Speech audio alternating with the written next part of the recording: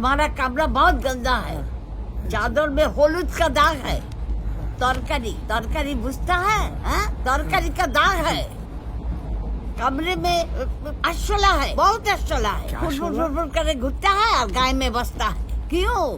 हाँ?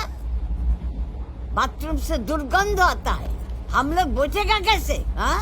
और ওই যে এক ঘাটের মারা এসি है, बस कमताई नहीं। আমার স্বামী কত চেষ্টা করতে হয়, কমতাই नहीं। क्यों? जी जी समझ गया। ठीक ठीक है माजी।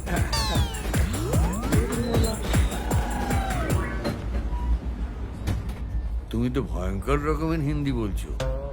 কেন? ও তো ঘাড় নাড়লো, সব বুঝেছি।